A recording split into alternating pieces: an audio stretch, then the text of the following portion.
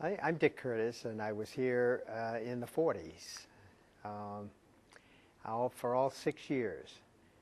Now, at the time, there were three other elementary schools in town, and they only had 4 years, 4 classes. So if you went to one of those, you had to come to the Highland School for 5th and 6th. Oh, okay. And then the Joshua Eaton School was built, and In 49 it opened. and it was in 1949, and that meant that in my 6th grade class, we were a lot less, Okay. because the ones that used to come here moved on to Joshua Eaton. So there were two places for 6th grade students to attend school in 1949 on. Yes, there were. Are you? We're not hearing her questions. Yeah, right. But you're supposed to lead him. yeah, you want me to repeat things, then? Yes, Okay, exactly. fine. Restructure Yep. the question. Okay. At the time, there were only two elementary schools that had 5th and 6th grade: the Pearl Street School and Highland School. So that you were here then as a student, and now you're here in another capacity. Do you want to just briefly tell us that, and then we'll go back to school days? I've continued to live in Reading all my life, and so I got involved with the library here, now that it's in the former Highland School, and now a library trustee. Okay, and you have another role in the library as well. Is that not right? I'm also on the Library Foundation, and have been for a few years. The foundation basically helps to build an endowment to support the library. Now, what of your memories in your 6 years here as an elementary school student, what stands out as a fond memory, a favorite teacher? What would you like to tell us about those 6 years? Oh, I have a number of, a lot of memories about this school. Certainly, it almost names some of the teachers, not all of them. But in my 3rd grade class, it was a little bit unusual because they had combined a 3rd and 4th grade for one classroom, and I ended up with that classroom, unfortunately. Were you 3rd or 4th grade? I was in the 3rd grade. I was in the 3rd grade that year, and I just never felt comfortable with it. Did the 4th graders get more attention than you did? Or? No, I guess just because you're the youngest of the lot, you know. Uh-huh. Was that only a one-year thing? Yes. They had that because there were many people. The numbers had increased tremendously. Population was increasing in town, and you just couldn't. They could have used the Joshua Eaton School much earlier, but once it came online, things straightened out. How many people were in your classroom? Do you remember? Was it 35 or was it 45? I would guess that in most classrooms there were maybe 30. Certainly in the 6th grade class, after it had shrunk by the elimination of those who went to Joshua Eaton, the class became quite a bit smaller. There might have been 20. I can remember that teacher particularly. That was an interesting year. It was a year that they decided to produce a show with the cast of the kids in the school. It was Pinocchio. I happen to have with me here the original program from that. So were you in the play? Yes, I was. This was an interesting show. I played a minor role of Master Cherry, the man who sold the wood to Geppetto. My neighbor was Bruce Kay, who played Pinocchio. And I looked through this and I recognized most of the names. Many of them are familiar. And that's mimeographed, right? On the purple mimeograph machine? Well, this is that spirit duplicator that was used at this time of the school. In fact, occasionally they would run one of these off and you could never read it. You couldn't do a quiz on it, a test on it, because you couldn't read the questions.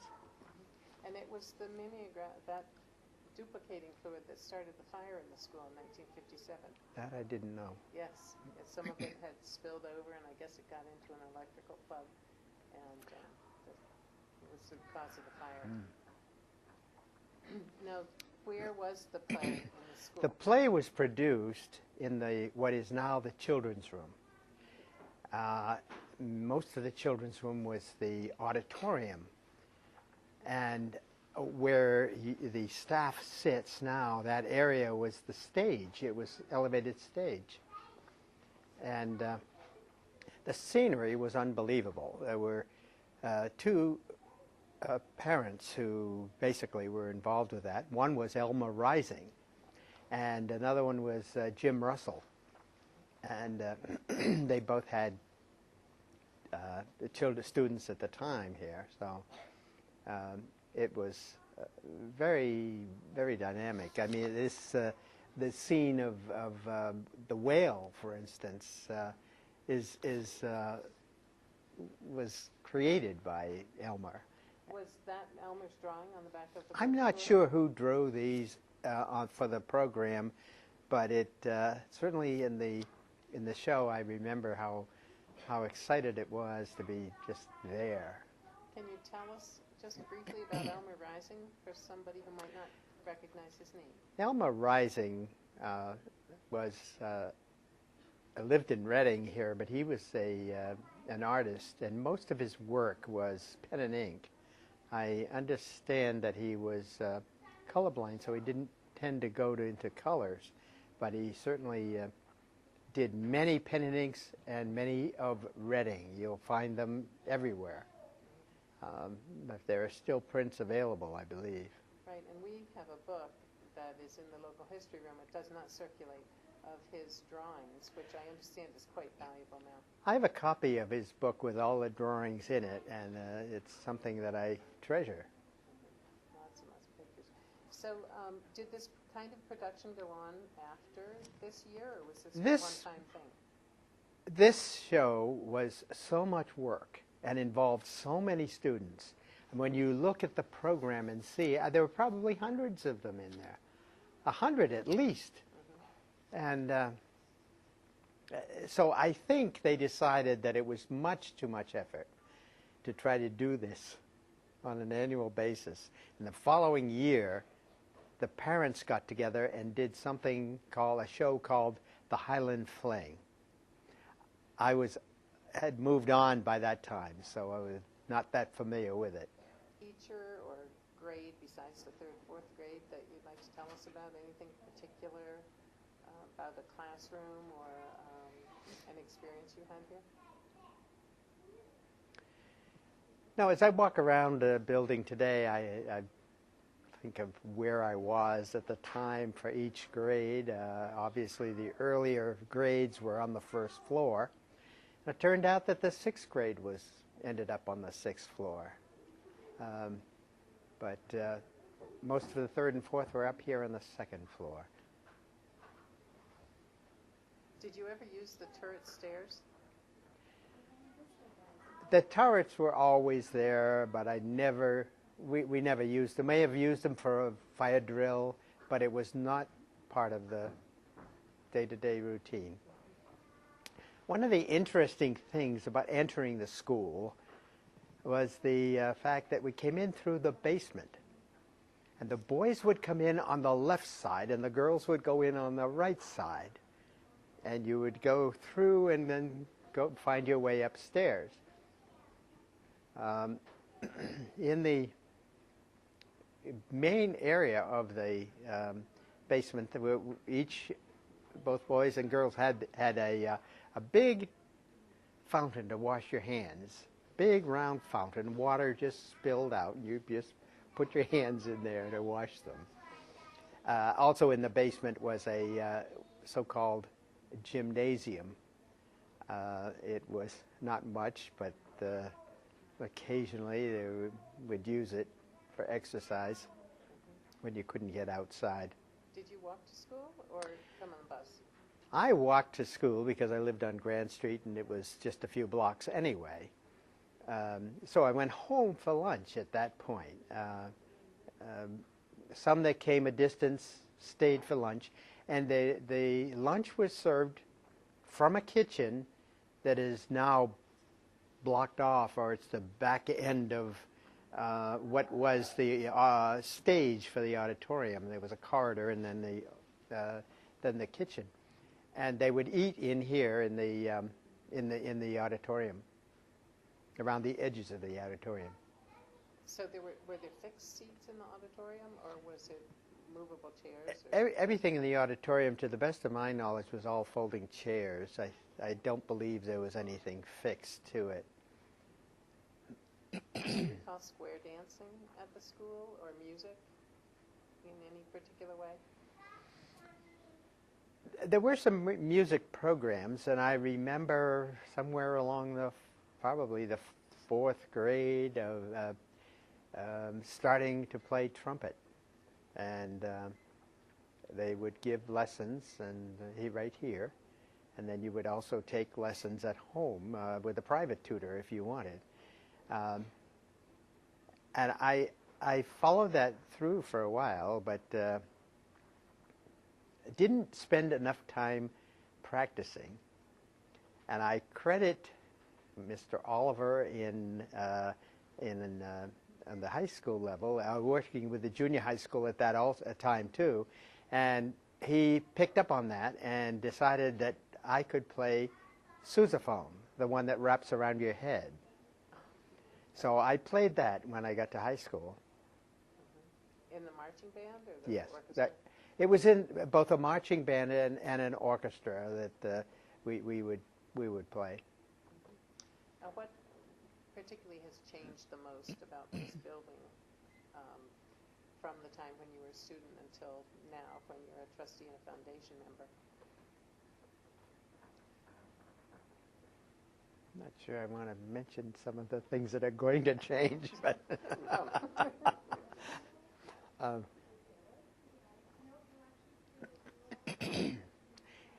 the school, the building today is pretty much the same as it was. Some of the rooms have been opened up into a large area, but and certainly the first floor has changed tremendously because it was all broken up into classrooms. What we read from a description that Horace Wadman wrote when he designed the building, that was in the paper in 1897, about the ventilation, fresh air ventilation to every classroom. Do you recall ventilation shafts and fresh air reaching every classroom? Certainly, as far as the air goes, it was very comfortable. I never complained or never heard any complaints about any air, and if that was because Horace Wadman had designed the rooms to handle the air, I credit him because it never was a problem for me. Okay. People talk about the smell of drying mittens on the radiators, or the smell of the boots in the coat rooms. Do you recall any of that, or did that just kind of go over your head? Did you have art when you were in school here? I don't remember having any art classes until I got to the junior high school. I don't think they concentrated on that at the time. They had a full schedule as it was, and for the first 5 years, it was very busy. When you walked home at lunch, did you miss the recess, or did you come back in time to play on the playground before you went back into school? Well, sometimes we would come back after lunch early, and we would play marbles.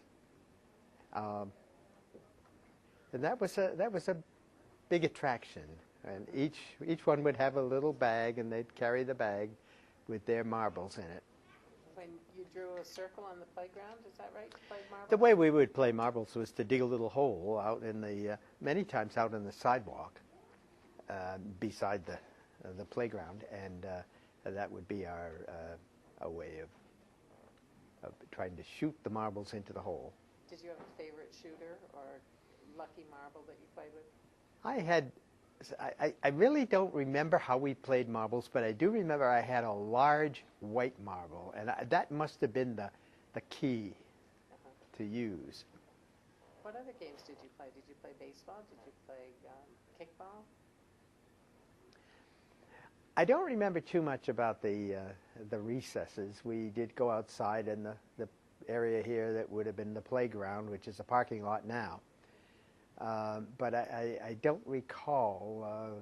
May have played kickball at the most. There wasn't a lot of room, and different classes, I believe, went out at different times. Now, living in the neighborhood, did you come play over here on weekends and in the summertime on the playground? Use the swings and stuff? From time to time in the summer, or even on weekends, we would. Some of us would come up and use the playground facilities, but it wasn't too often. We had a Grand Street happened to be a street with a lot of kids on it, and we'd get together right there on the street. And play ball. Do you recall parents' involvement in the school while you were there before the Highland Fling, or were parents busy elsewhere and not volunteering, etc.? I don't remember too much of parent involvement. They may have been, but without my knowledge. I'm sure there was a parent-teachers association, and they would get together in the evenings. But I knew very little about any of that. It was never much of a topic of discussion. Do you want to tell us anything else about Reading at that time? You know, did you hang out down by the train station and the Roundhouse, or was the Roundhouse gone then? Are you interested in some of that? No? Sure. Oh. One of the interesting things about going to the Parker Junior High School was to sometimes cross Middle Street Bridge, and sometimes as an easier route, go down Middle Street and cut across the tracks. I don't think my parents ever knew that we did that, but that would take us to the Roundhouse where the engines were stored, and right there at something called Reading Highlands. And it was you'd just be careful, and we obviously made it across without a problem. Did you ever take the train into Boston?